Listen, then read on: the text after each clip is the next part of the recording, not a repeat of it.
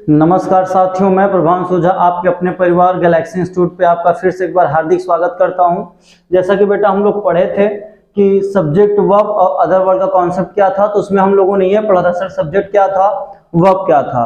आज हम लोग बात करने वाले हैं अदर वर्ड की। अदर वर्ड में क्या क्या चीजें आएंगी और अदर वर्ड क्या होता है, आज हम लोग उसके बारे में जानेंगे। देखिए, जब बात होती है अदर वर्ड की तो अदर वर्ड में आपने ऑब्जेक्ट का नाम सुना होगा बेटा। देखिए, तो और लोग इसी स्ट्रक्चर को बेटा ऐसे लिखते हैं, subject plus verb plus object plus other word ना। तो इसमें क्या होता है, आपने ऑब्जेक्ट को भी उठा लिया, जो बेसिकली हम लोग बनाते हैं वो हम लोग यही बनाते हैं।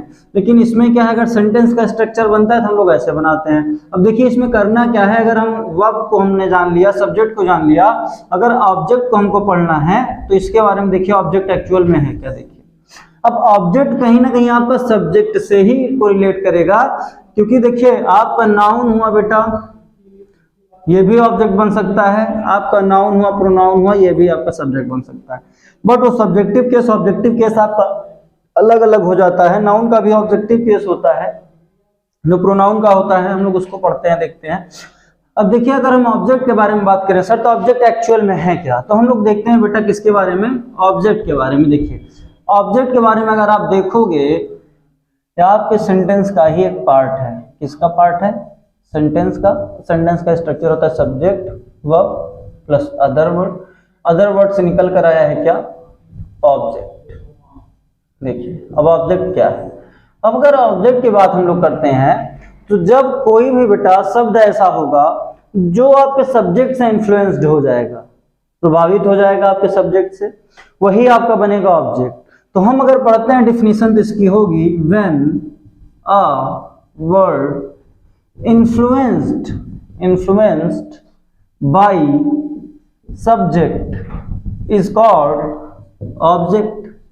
देखिए, हो क्या रहा है, जब कोई भी ऐसा बच्चा वर्ड होगा किसी भी सेंटेंस में जो आपके सब्जेक्ट से इन्फ्लुएंस्ड हो रहा होगा, आप उसी को ऑब्जेक्ट कह दोगे। तो when a word influenced by subject is called object ना। अब देखिए, when a word is influenced by subject is called object। अब सर इसमें भी दो प्रकार के होंगे बेटा। एक तो आपको पता है जो इम्पैक्ट पड़ता है, एक डायरेक्ट पड़ेगा, एक इनडायरेक्ट पड़ेगा। उसी के बेसिस पे आपके ऑब्जेक्ट भी यहां से दो निकल कर आते हैं। अभी हम लोग एग्जांपल में जब देख रहे होंगे तो आप देख रहे होंगे बेटा, एक डायरेक्ट ऑब्जेक्ट होगा, दूसरा इनडायरेक्ट ऑब्जेक्ट होगा। अगर इसके अलावा कोई आपके सेंटेंस में ऐसा वर्ड आए जो सब्जेक्ट से इन्फ्लुएंस्ड नहीं हो रहा है, ना तो डायरेक्ट इंपैक्ट पड़ रहा है ना तो इनडायरेक्ट इंपैक्ट पड़ रहा है, तो बेटा वो आपका कॉम्प्लीमेंट होता है। क्या होता है, कॉम्प्लीमेंट होता है, उसे आप पूरक शब्द कहते हो। अगर आपके सब्जेक्ट का प्रभाव पड़ ही नहीं रहा है किसी वर्ड पे, तो वहां ऑब्जेक्ट ना होकर कॉम्प्लीमेंट होता है। मैंने एग्जाम्पल दिया, Sheila eats an apple। Sheila eats an apple, ये हो गया आपका पहला एग्जाम्पल। दूसरा बेटा मैंने लिखा, राम beats श्याम। मैंने ये लिखा, मैंने बेटा ये लिखा, रामा laughs at you। मैंने चौथा एग्जाम्पल लिखा, रामा laughs at night। अब देखिएगा, इतने एग्जाम्पल से हम लोग ये समझ लेंगे कि एक्चुअल में होता क्या है। फिर मैं आपको डायरेक्ट और इनडायरेक्ट ऑब्जेक्ट के बारे में बेटा दोनों बताऊंगा, ठीक है। पहले आप ये देखिए कि सर ये जो हमने एग्जाम्पल लिया है, पहले हम तो ये तो देख लें कि कम से कम ऑब्जेक्ट क्या है, उसके बाद डायरेक्ट इनडायरेक्ट कॉम्प्लीमेंट देखेंगे। देखिए, बात करें बेटा, Sheela eats an apple. Sheela क्या करती है, एक सेब को खाती है। चलिए, ये रहा आपका सेब, ये रहा आपका बेटा सेब, ठीक है, ये रहा आपका सेब। अब क्या हो रहा है, इस एप्पल को शीला खा रही है, तो जरा आप ये बताइए डायरेक्टली प्रभाव इस पे पड़ेगा कि नहीं पड़ेगा। डायरेक्टली मीन्स सर हम उसको देख सकते हैं या नहीं। उसने एक बाइट निकाला बेटा, इतना कट गया, दो निकाला, तीन निकाला, मतलब क्या हुआ, कि सेब जो है, जो एप्पल है बेटा, इस पे क्या हो रहा है, ये या तो सर खत्म होगा, बढ़ तो सकता नहीं है, ये क्या होगा, धीरे धीरे खत्म हो जाएगा, या जो सब्जेक्ट ने एक्शन किया है, शीला होगी बेटा सब्जेक्ट, सब्जेक्ट कौन हो गया, शीला, शीला ने एक्शन किया बेटा क्या करने का, ईट करने का, एक्शन जो कि आपने बहुत बेहतरीन पढ़ा है सर, अगर एक्शन या स्टाइल की जैसे ही आपने बात की तो वर्ब हो गया, क्या हो गया, वही आपका वर्ब हो गया। अब बात करेंगे तो बेटा इसमें डूइंग वर्ब हो गया, ये एन आपका आर्टिकल है, हम लोग बेसिक जब स्टार्ट करेंगे पार्ट्स ऑफ स्पीच तो उसमें आप पहले पढ़ रहे होंगे। एप्पल क्या है बेटा, आप देखिएगा ये जो एप्पल है तो यहाँ पे नाउन सर, लेकिन अगर बात करें पार्ट्स ऑफ स्पीच की कि सर इसमें अगर सेंटेंस में जैसे मैंने किया, पार्ट्स ऑफ स्पीच बेटा क्या है इसकी, नाउन है, लेकिन ये सेंटेंस में आया किसके जगह है, तो ऑब्जेक्ट की जगह पर ये आया है, और ऑब्जेक्ट क्या है, तो सब्जेक्ट से कोई भी ऐसा वर्ड होगा जो इन्फ्लुएंस्ड होगा वही ऑब्जेक्ट बनेगा, ठीक। अब जो एप्पल है आपका, क्या है जो आपका एप्पल है, ये देखिए इन्फ्लुएंस्ड हो रहा है सब्जेक्ट से, शीला एक्शन कर रही है या स्टाइल है जो भी है, तो वो कर क्या रही है कि सेब को जब वो खा रही है, खाने का क्या हो गया, एक्शन हो गया, शीला हो गई सब्जेक्ट, और इम्पैक्ट किस पे पड़ रहा है, एप्पल पे इन्फ्लुएंस कौन हो रहा है, एप्पल, तो यही आपका बेटा एप्पल क्या हो गया, यही हो गया ऑब्जेक्ट, यही क्या हो गया ऑब्जेक्ट। उम्मीद करता हूं आराम से बेहतर तरीके से आपको समझ में आया होगा। एक बार फिर देख लीजिए, शीला बेटा क्या है, देखिए इसको सब्जेक्ट ले लीजिए, बाकी जो पूरा बचा है sir it's an apple, predicate ले लीजिए, सब्जेक्ट कोई नाउन प्रोनाउन हो सकता है, सर शीला नाउन है, प्रॉपर नाउन है, इट्स सर एक्शन है, स्टाइल है, तो 100% ये हो गया वर्ब, वर्ब में भी डूइंग वर्ब, डूइंग वर्ब में भी बेटा ये क्या है, मेन वर्ब, एकदम पोस्टमार्टम कर दीजिए। एन क्या है आपका, आर्टिकल है। अब बात करें अगर एप्पल की, तो एप्पल आपका क्या है, ये बच्चा नाउन है, और नाउन होने के साथ साथ पार्ट्स ऑफ स्पीच सेंटेंस में ऑब्जेक्ट की जगह पर यूज हुआ है, तो इसीलिए इसको आपने ऑब्जेक्ट कह दिया। अगर सर ये ना इन्फ्लुएंस्ड होता तो ऑब्जेक्ट ना होता और कुछ होता, ऐसा थोड़ी एक बिना ऑब्जेक्ट के हम सेंटेंस ही नहीं बना सकते ना। अब क्या है, राम बीट्स श्याम, राम बच्चा क्या कर रहा है, कोई ना कोई एक्शन कर रहा है, बीट्स मतलब क्या, पीटना, पीटना कोई एक्शन होगा, कोई स्टाइल होगा, मेन वर्ब है। अब श्याम को पीट रहा है, श्याम भी क्या है बेटा, नाउन है, बट ये आया किसकी जगह पर है, ऑब्जेक्ट। सर कैसे कहते हैं ऑब्जेक्ट की जगह पर, बेटा अगर राम कोई एक्शन कर रहा है तो इंपैक्ट तो श्याम पर ही पड़ रहा है, कूटा बेचारा श्याम जा रहा है तो उसको दुख दर्द होगा कि नहीं होगा, तो वही क्या बनेगा आपका, श्याम ही आपका क्या बनेगा, ऑब्जेक्ट बनेगा। अब देखिए क्या हो रहा है कि इस दर्द को श्याम दिखा भी सकता है, नहीं भी दिखा सकता, तो क्या कोई दर्द को दिखा सकता है क्या, नहीं दिखा सकता, तो ये बच्चा ये जो आपका ऑब्जेक्ट है ये इनडायरेक्ट ऑब्जेक्ट है। अगर बात करें तो अगर ज्यादा आप डेप्थ में जाओगे तो ऑब्जेक्ट में भी सर कैसा, इनडायरेक्ट ऑब्जेक्ट, बेसिकली तो इसको आप कह के हट जाओगे कि ये ऑब्जेक्ट है। आप ये सीधे समझ लीजिए कि राम ने जो एक्शन किया इन्फ्लुएंस्ड हो रहा है कौन, श्याम, इंपैक्ट पड़ रहा है किस पे, श्याम पे, ये हो गया ऑब्जेक्ट, ठीक। कोई भी नाउन है सर ऑब्जेक्ट की जगह पर आ गया, वही क्या है आपको, सॉरी हाँ ऑब्जेक्ट की जगह पर यूज हो गया तो वही ऑब्जेक्ट बन गया, है नाउन बेटा। अब क्या है, Rama loves at you, Rama बच्चा कोई लड़की है, क्या है, कोई गर्ल है सर ना, वो आप पर हंस रही है, किस पर, आप पर हंस रही है, ये रामा हो गई सब्जेक्ट, लव्स एट यू हो गया प्रेडिकेट, और लव्स हंसना एक्शन है, स्टाइल है, जैसे कि हम हंस रहे हैं ना, तो इसमें क्या हो रहा है, ये हो एक्शन स्टाइल डूइंग वर्ब या मेन वर्ब हो गई, ठीक, जैसा कि हम कल पढ़े थे। अब आपके ऊपर अगर हंस रही है बेटा एट यू, तो ये क्या है, यू क्या है आपका, सर यू तो प्रोनाउन है सर, यू क्या है, प्रोनाउन है, तो अभी पहले ही बता दिया हूं बेटा मैं कि ऑब्जेक्ट पे आपका नाउन भी जाएगा और ऑब्जेक्ट पे आपका प्रोनाउन भी जाएगा, तो उसमें कंफ्यूज होना ही नहीं, क्योंकि क्या है, it's a place in a sentence, ये बेटा किसी भी वाक्य में एक स्थान है, सिर्फ इतना है।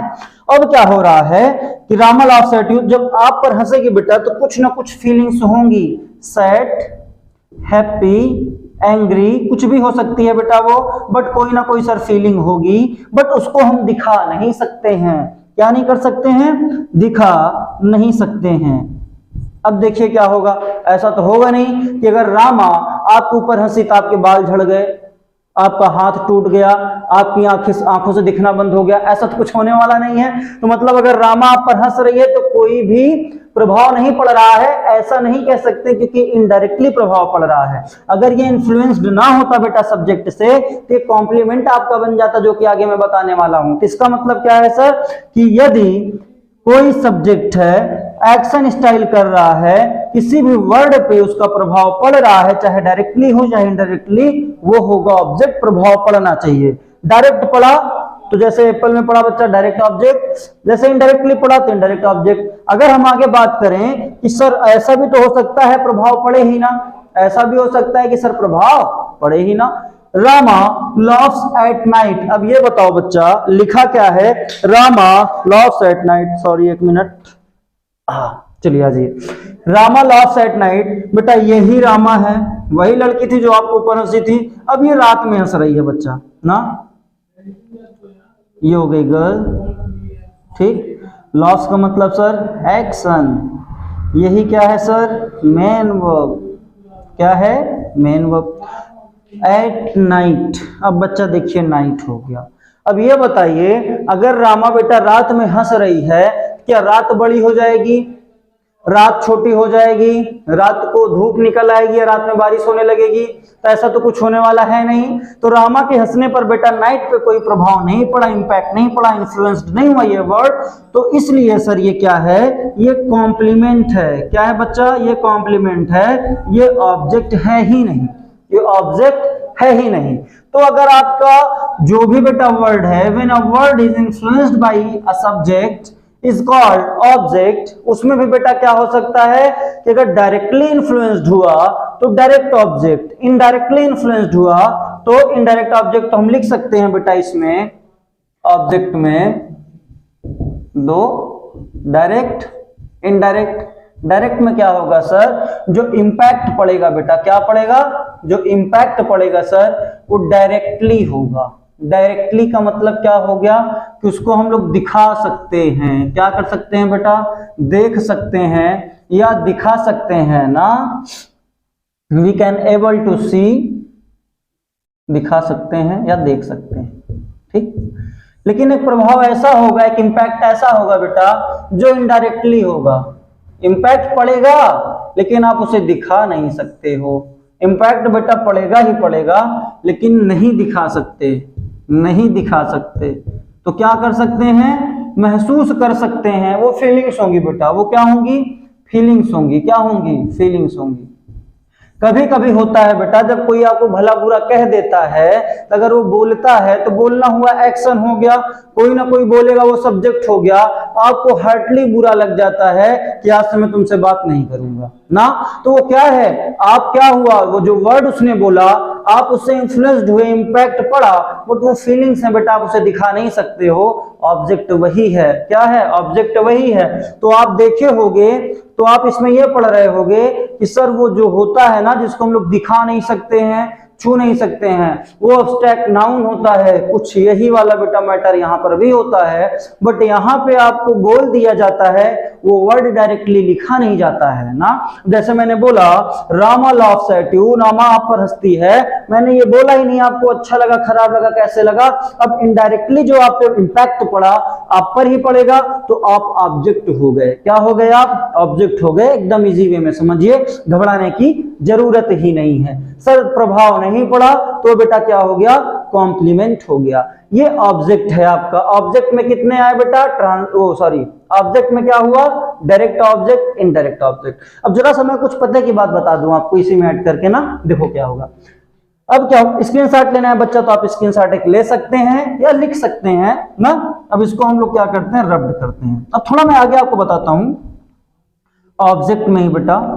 अब क्या होता है, ट्रांसिटिव वर्ब, इंट्रांसिटिव वर्ब होती है जो पैसिव वाइज आप बच्चा बनाते हो। ऐसा नहीं है कि आप एक्टिव पैसिव पढ़ते हो, आप वाइज में पैसिव पढ़ते हो, एक्टिव हमेशा सेंटेंस होता है। हालांकि जैसे आप नरेशन में इनडायरेक्ट पढ़ते हो, डायरेक्टली हमेशा होता है ना। तो ये कहना छोड़ दो कि हम लोग एक्टिव पैसिव पढ़ेंगे, हम पैसिव पढ़ेंगे, वो भी क्या है, पार्ट ऑफ वाइज। अब देखो क्या हो रहा है, हमने सर ऑब्जेक्ट समझ लिया। हमने ऑब्जेक्ट में ये समझा कि कोई भी सब्जेक्ट होगा जो एक्शन कर रहा होगा, कुछ भी कर रहा होगा, इंपैक्ट किसी भी वर्ड पर पड़ रहा होगा तो वो ऑब्जेक्ट होगा। इंपैक्ट सर कैसे पड़ेगा, तो एक वो इंपैक्ट होगा जिसको हम देख सकते हैं, दिखा सकते हैं। दूसरा इंपैक्ट ऐसा होगा सर पड़ेगा जरूर, उसको दिखा नहीं सकते, वो फीलिंग्स होंगी। क्या होंगी बच्चा, वो फीलिंग्स होंगी। लेकिन अगर उसके अलावा सर कोई प्रभाव नहीं पड़ा, देखो प्रभाव या तो पड़ेगा या तो नहीं पड़ेगा, इंपैक्ट या तो बच्चा पड़ेगा या सर पास कर जाएगा ना, या तो सर नहीं पढ़ेगा, या सस्टेन करेगा, या सरपास करेगा। तो अब क्या होगा, अगर किया तो 100% सर वो ऑब्जेक्ट होगा, या तो डायरेक्ट या तो इनडायरेक्ट। नहीं किया तो डरने की बात नहीं है, वो क्या हो जाएगा, कॉम्प्लीमेंट। बेटा ये जो सेंटेंस आप बनाते हो सब्जेक्ट वर्ब और अदर वर्ड, ये आपका ऑब्जेक्ट आता है अदर वर्ड पे जब it's a place in a sentence. ये क्या है, सिर्फ एक स्थान है आपके सेंटेंस में। ऑब्जेक्ट नहीं आएगा तो उसका स्थान ले जाके कॉम्प्लीमेंट ले लेगा ना। इट इज नॉट सर्टेन कि बिना हम बच्चा ऑब्जेक्ट के सेंटेंस ही नहीं बना सकते, ऐसा कहना गलत होगा ना। बिना ऑब्जेक्ट के सेंटेंस नहीं बना सकते, ऐसा नहीं कह सकते। हम लोग बनाते हैं सर, हम लोग सेंटेंस बिना ऑब्जेक्ट के भी बनाते हैं, लेकिन अगर इंपैक्ट पड़ा तब ऑब्जेक्ट आ जाएगा, नहीं पड़ा तो नहीं आएगा ना। अब देखिए क्या होगा। फर्स्ट बच्चा हो गया direct object and second is indirect object. Indirect object, अब देखना ट्रांसिटिव वर्ब, इनट्रांसिटिव वर्ब पढ़ते हो, इसीलिए मैंने वर्ब बेटा आपको बता दिया, फाइनाइट बता दिया, नॉन फाइनाइट बता दिया मैंने, इसमें फाइनाइट बता दिया, नॉन फाइनाइट वर्ब बता दिया मैंने। ट्रांसिटिव इंट्रांसिटिव को रोक रखा था, किस लिए पता है, इसीलिए बेटा देखिए ट्रांसिटिव वर्ब, क्योंकि मुझे पता था जब मैं डेमो की क्लास लूंगा तो बेटा आपको वहां पे सेंटेंस बनाना सिखाना होगा, आपको नाउन प्रोनाउन क्यों मैं पढ़ाऊंगा वो सिखाना होगा, आपको मैं वर्ब क्यों पढ़ा रहा हूँ ये सिखाना होगा। और आप देखोगे बेटा 70 नहीं 80% से ज्यादा आप वर्ब सिर्फ डेमो में सीख लिए होंगे। जब मैं वर्ब पढ़ाना स्टार्ट करूंगा तो उसमें बहुत सारे कॉन्सेप्ट आपको मिलने वाला है ना। आपको एडजेक्टिव क्यों पढ़ते हैं, कैसे क्या होता है, एडजेक्टिव की भी हम लोग चर्चा करेंगे ना। तो डेमो की क्लास है बच्चा, 1-2 क्लास होने वाली है। जब हम लोग पार्ट्स ऑफ स्पीच स्टार्ट करेंगे तब देखना एक अलग आनंद आएगा आप लोगों को ना, एक अलग सुख मिलेगा। Transitive verb, intransitive verb, intransitive verb. अब क्या हो रहा है सर, ये ट्रांसिटिव वर्ब, इनट्रांसिटिव वर्ब क्या है, तो देखना मैंने क्या कहा बेटा, ये ऑब्जेक्ट से रिलेट करेगा ना। ये क्या है, ऑब्जेक्ट का अब्सेंस होगा, ऑब्जेक्ट का प्रेजेंटेशन होगा, जिसमें अगर आपका जो ऑब्जेक्ट है वो प्रेजेंट होगा, ऐसी वर्ब होगी ट्रांसिटिव वर्ब। क्या होगी ऐसी वर्ब, ट्रांजिटिव वर्ब। मतलब सर ऑब्जेक्ट होगा, ऑब्जेक्ट प्रेजेंट होगा बच्चा, ऑब्जेक्ट क्या होगा, प्रेजेंट होगा। दूसरे में अच्छा, इसमें अब ये दिमाग मत लगाना कि सर ऑब्जेक्ट प्रेजेंट आपने बताया नहीं, इनडायरेक्ट हो गया डायरेक्ट होगा। ऑब्जेक्ट मींस बच्चा इसमें डायरेक्ट इनडायरेक्ट दोनों आपका होगा, ज्यादा दिमाग लगाने की आवश्यकता नहीं है। डायरेक्ट और इनडायरेक्ट बोथ ऑब्जेक्ट इसमें होंगे। इन ट्रांसिटिव वर्ब बेटा ऐसी वर्ब होगी सर जिसमें ऑब्जेक्ट अब्सेंट होगा, प्रेजेंट नहीं होगा। ऑब्जेक्ट बच्चा क्या होगा, अब्सेंट होगा सर, प्रेजेंट नहीं होगा। ऐसी वर्ब क्या होगी सर, तो इस वर्ब की बच्चा पैसिव नहीं बनाई जा सकती है, ये भी आपको पढ़ना बहुत जरूरी है। क्यों, क्योंकि जब बेटा आप पढ़ रहे होते हो पैसिव वाइज ना, तो बच्चों को जब स्टार्ट करते हैं पैसिव वाइज पढ़ना, तो आप उनको कोई भी सेंटेंस उठा के दे दो, ऐसा कोई सेंटेंस नहीं है कि जिनकी वो पैसिव ना बना सके ना। ऑब्जेक्ट है नहीं है, इससे लेना देना नहीं है, वो सब की पैसिव बना डालेंगे, क्योंकि उनको पता नहीं होता है कि क्या होता है बेटा, जो कॉम्प्लीमेंट होता है उसकी नहीं बनाई जा सकती है। क्योंकि आप जब पैसिव बनाते हो तो उसमें फर्स्ट ही बेटा आपका जो फार्मूला या कॉन्सेप्ट होता है क्या कहता है, object change into new subject. जो आपका ऑब्जेक्ट है बेटा वो न्यू सब्जेक्ट में चेंज होगा, और आप कॉम्प्लीमेंट को उठा के चेंज कर दे रहे हो तो वो गलत हो जाएगा। आपको करना क्या होता है, पहले ये पहचानना होता है कि इस सेंटेंस में सर ऑब्जेक्ट है भी या नहीं ना, तो ये देख के पैसिव बनाना, दोबारा अगर बनाना तो मतलब सर अगर पैसिव तभी बनेगी जब ऑब्जेक्ट होगा, ऑब्जेक्ट नहीं है तो सर पैसिव नहीं बनाई जा सकती। मतलब इनट्रांसिटिव वर्ब की पैसिव नहीं बनाई जा सकती। जो मैंने आपको बताया बेटा कॉम्प्लीमेंट था, उसकी पैसिव बनाना पॉसिबल है ही नहीं ना, तो उसकी पैसिव बनाना नहीं पॉसिबल है, वो कॉम्प्लीमेंट था। क्या था बच्चा, कॉम्प्लीमेंट था। तो कॉम्प्लीमेंट होगा, ऐसी जो वर्ब होगी वो ट्रांसिटिव वर्ब होगी। ऑब्जेक्ट में आपका डायरेक्ट होगा, इनडायरेक्ट होगा, इसी के तो हम बनाते हैं सर क्या, पैसिव तो हम इसी की बनाते हैं भाई। पैसिव क्या होगा बेटा, पैसिव इसी की बनेगी। अब इसमें ऑब्जेक्ट होगा, ऑब्जेक्ट को हम सब्जेक्ट बनाएंगे, कुछ स्टेप आगे बढ़ेंगे बच्चा ना, जो भी आपको लगाना होगा ऑक्सिलरी वर्ब आप लगा करके लास्ट में क्या करोगे, बाई लगाकर बेटा वहां पे आपका subject change into new object होगा। तो इतना बच्चे बहुत प्रेम से करते हैं। लास्ट वाला तो देखो बिना सब्जेक्ट का तो आप बनाओगे नहीं कोई सेंटेंस ना। हालांकि जो वन वर्ड होता है सर एज अ इंडिकेटर, जो आपकी लैंग्वेज होगी बच्चा, वो इंडिकेटिव में आप बोल देते हो ना, इंडिकेशन में गो कम, उसकी नहीं बनती है। बनेगी क्या? पैसिव उसकी भी बना दोगे आप, पैसिव आप उसकी इंपरेटिव में डाल के बना दोगे ना, जैसे ऑर्डर हो गया, रिक्वेस्ट हो गया। लेकिन होगा क्या एक्चुअल में? ऐसे वो सेंटेंस नहीं होते हैं। तो मैं सेंटेंस की बात मैं कर रहा हूं क्योंकि मैं आपको सेंटेंस ही पढ़ा रहा हूं। तो वहां पे जो पैसिव होगी बेटा ऐसे ही सेंटेंस की बनेगी जिसके पास आपका ऑब्जेक्ट होगा। ऐसी वर्ब क्या होगी सर? ट्रांसिटिव वर्ब होगी। सकर्मक क्रिया, अकर्मक क्रिया, हिंदी भी लिख देता हूं बेटा, सकर्मक क्रिया। अब देखो मैं बेटा आपको ऑब्जेक्ट पढ़ा रहा था ना, अब यहीं पे मैंने निपटा दिया क्या? आपके वर्ब भी निपटा दिया ना। अब क्या हो रहा है सर? हमने ट्रांसिटिव इंट्रांसिटिव भी पढ़ लिया लगे हाथ, ऑब्जेक्ट पढ़ रहे थे और अच्छे से समझ में भी आ गया। अगर मैं बेटा यही बात आपको डायरेक्टली वर्ब में पढ़ा के चला आते हम तो आप नहीं पकड़ पाते, आपको पल्ले ही ना पड़ता कि सर ये ऑब्जेक्ट ऑब्जेक्ट डायरेक्ट ऑब्जेक्ट कहाँ ला दिए। लेकिन मैंने ऑब्जेक्ट समझाया ना, फिर उसके बाद आपको मैंने ट्रांसिटिव इंट्रांसिटिव समझाया। अब आपको बेहतरीन तरीके से समझ में आ गया। अब आप लप्पू वाला काम नहीं करोगे कि सर कोई भी सेंटेंस दो मैं बना दूंगा उसकी पैसिव। अब बेटा आप उसी की बनाओगे जिसमें आपको ऑब्जेक्ट दिखाई देगा ना। तो पैसिव का मतलब बच्चा V3 होता है। पैसिव का मतलब क्या होता है? V3 होता है। अब इसमें भी बेटा डायरेक्ट पैसिव बनाई जाती है। मैं एक एग्जांपल दे देता हूं, लगे हाथ इसको भी देख लो। मैंने क्या कहा? रामू ईट्स अ मैंगो, आम खिला दो, क्या दिक्कत है रामू को? अब रामू बेटा आम खाया, तो रामू ने खाने का सर एक्शन क्या? देखो इसका बेटा पोस्टमार्टम करिए, आप इसका पोस्टमार्टम करिए। एकदम छोटा सा सेंटेंस है ना, इत्तू सा। रामू क्या हो गया सर? सब्जेक्ट हो गया, छोड़कर सब प्रेडिकेट हो गया। अब उसमें भी बेटा ये देखिए जो ईट है ये क्या है? ये एक्शन हो गया। अब एक्शन जैसे ही आप बोलो बेटा आपके मुंह से निकलना चाहिए डूइंग वर्ब, और यही मेन वर्ब है।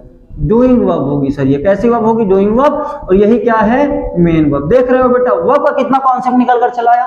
ए आर्टिकल है आपका, इससे कोई लेना देना नहीं, छोड़ो इसको। मैंगो है नाउन, लेकिन आया है सर कहां पे? ऑब्जेक्ट। तब इसमें यहां जब आप बेटा पैसिव बनाते, देखो अब मैं आपको एक्टिव पैसिव नहीं पढ़ा रहा हूं, मैं आपको पैसिव पढ़ा रहा हूं। दुनिया का बेटा कोई भी सेंटेंस होगा वो हमेशा एक्टिव में होगा, आप उसको पैसिव बनाओगे। जब इंटरचेंज करते हो तब एक्टिव पैसिव पढ़ते हो, पैसिव को आप एक्टिव बनाते हो। अब यहां पे क्या हो रहा है देखना, हम इसी को बनाते हैं ना, a mango is eaten by Ramu. बन गया सर, ये तो बहुत आसान था सर, बन गया। अब बेटा डायरेक्ट पैसिव क्या होती है जरा ये बनाइए। जब बीइंग वर्ब के साथ, क्या कहा मैंने? जब बीइंग वर्ब के साथ डायरेक्ट सर V3 का यूज हो जाता है। The third form of the verb, जो कि बेटा क्या दिखाती है? कंप्लीट एक्शन, परफेक्ट होती है ना V3। वो क्या कहेगी? अब अगर उसको कहना हो डायरेक्ट पैसिव, इसकी क्या बनेगी बेटा? इसकी डायरेक्ट पैसिव बनेगी मैंगो इज ईटन ना। मैंगो इज ईटन, आम खाया जाता है। मैंगो इज ईटन, ये है बेटा डायरेक्ट पैसिव। ये बच्चों को दे दो तो पसीना आने लगता है, सर ये के साथ V3 कैसे लग गया? ये गलत है। हम तो देखे थे हैज हैव हैड के साथ लगता है। बच्चा यही आपकी V3 है और यही आपकी बनाएगी क्या? Direct passive. तो घबराना नहीं है, बहुत से सारे ऐसे आपको मिलने वाली हैं चीजें ना। अब क्या होगा कि ये हो गया आपका डायरेक्ट और इनडायरेक्ट बच्चा ऑब्जेक्ट, और इनडायरेक्ट इनडायरेक्ट ऑब्जेक्ट से आपने कोरिलेट करके क्या पढ़ लिया? Transitive verb, intransitive verb. तो मतलब सर ऑब्जेक्ट भी खत्म, ट्रांसिटिव वर्ब इंट्रांसिटिव वर्ब बची थी, आपने उसको भी निपटा दिया। हमने लगे हाथ ये भी पढ़ लिया ट्रांसिटिव की बेटा पैसिव बनेगी, इंट्रांसिटिव की नहीं बनेगी। हमने ये भी पढ़ा कि डायरेक्ट पैसिव होती है, दूसरी पैसिव होती है। तो डायरेक्ट पैसिव का मतलब ये हो गया, हम लोग स्पीकिंग में बेटा इसे खूब यूज करते हैं ना, हम लोग इसको लैंग्वेज में बहुत यूज करते हैं इसका। तो ये आपका क्या है? ये है डायरेक्ट पैसिव। ये क्या है बच्चा? ये है आपकी डायरेक्ट पैसिव, ये है आपकी डायरेक्ट पैसिव है। ठीक, तो हुआ क्या बेटा? अब हमने आज क्या क्या पढ़ा? 2 मिनट में और रिवीजन करते हैं इसका। अब क्या होगा? हमने क्या क्या पढ़ा? हमने बेटा देखा सर ऑब्जेक्ट क्या है। हमने देखा when a word is influenced by a subject is called object. मतलब कोई भी ऐसा शब्द होगा जो आपके सब्जेक्ट से बच्चा क्या होगा? इंपैक्ट पड़ेगा, इन्फ्लुएंस्ड होगा, उसको हम लोग सर ऑब्जेक्ट कह देंगे। ऑब्जेक्ट कितने प्रकार के सर? 2। प्रभाव पड़ना है तो डायरेक्ट ऑब्जेक्ट, इनडायरेक्ट ऑब्जेक्ट। अगर दूसरा आया तो सर क्या होगा? अगर दूसरा आया बच्चा तो दूसरा हो जाएगा क्या? कॉम्प्लीमेंट। प्रभाव पड़ा या ना पड़ा, सिर्फ 2 ही कॉन्सेप्ट है, नहीं पड़ा तो कॉम्प्लीमेंट, पड़ा तो ऑब्जेक्ट। हमने ये देखा कि ट्रांसिटिव वर्ब इंट्रांसिटिव वर्ब भी बेटा कहां से रिलेट करती है? तो ऑब्जेक्ट से ही रिलेट करती है। ऑब्जेक्ट क्या हुआ? तो ऑब्जेक्ट पता चल गया, जिस वर्ब के पास उसका स्वयं का ऑब्जेक्ट होगा बेटा वो ट्रांजिटिव वर्ब होगी ना। ऑब्जेक्ट प्रेजेंट होगा तो वो कैसी वर्ब होगी, ट्रांजिटिव वर्ब। ऑब्जेक्ट एब्सेंट होगा तो ऐसी वर्ब इंट्रांजिटिव। तो सर ऑब्जेक्ट अगर एब्सेंट है तो वहां पे कॉम्प्लीमेंट आ जाएगा बेटा, क्या आ जाएगा, कॉम्प्लीमेंट। अब क्या होना है, जैसे ही आपका कॉम्प्लीमेंट आया तो वहां पे हमने क्या देखा कि सर अगर इसकी हम लोग पैसिव नहीं बना सकते, क्योंकि पैसिव का फार्मूला है बेटा यही है पहला कॉन्सेप्ट, फार्मूला नहीं बच्चा, लैंग्वेज में कॉन्सेप्ट होता है।